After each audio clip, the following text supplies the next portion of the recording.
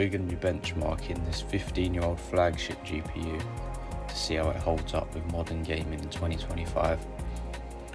Here we've got the GTX 550 Ti, which was released on the 15th of March 2011, originally sold for $149 or £113.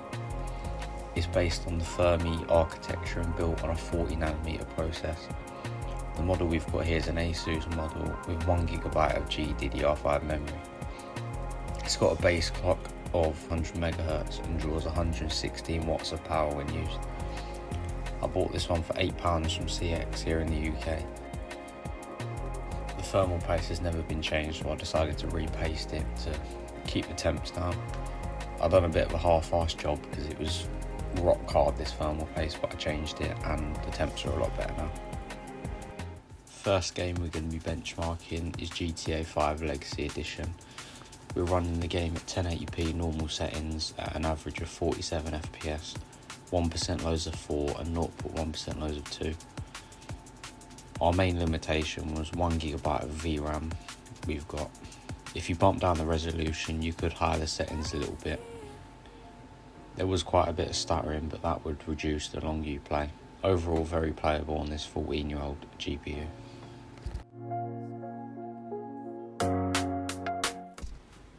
Here we've got CS2 running at a resolution of 1176 by 664 at all low settings.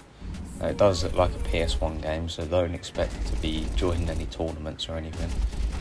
But on this card you could get away with playing casually, and it's up to you if you think it's playable or not. Next up we've got BeamNG Drive running at 720p lowest settings with an average of 31 FPS, 1% lows of 23 and 0.1% lows of 20. The FPS is quite stable with not that much fluctuation. I'd say you could just about get away with playing this on the 550 Ti.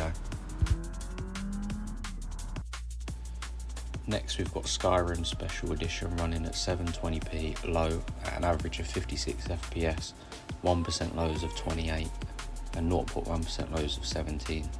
The FPS could fluctuate a little bit depending on if you're in a village or out in the open, but still very playable. Here we've got Euro Truck Simulator 2 running at 1080p low settings with a 75% resolution scale. Our average FPS is 57, 1% lows of 19 and 0.1% lows of 5. The graphics could definitely go up a little bit, but it's still very playable. Next up we've got Farming Simulator 22 running at 720p low settings with an average of 22 FPS, 1% lows of 5 and 0.1% lows of 1. Not great in terms of frames, but I think it's just about playable.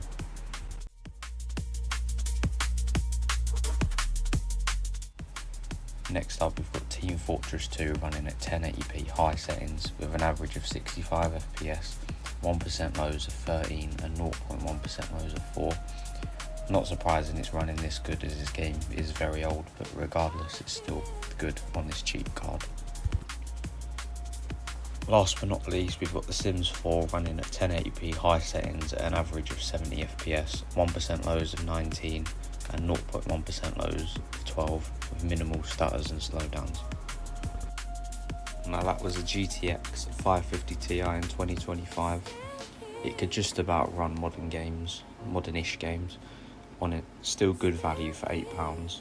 If you've got any suggestions of GPUs you'd like to see me try, let me know and I'll see you in the next one.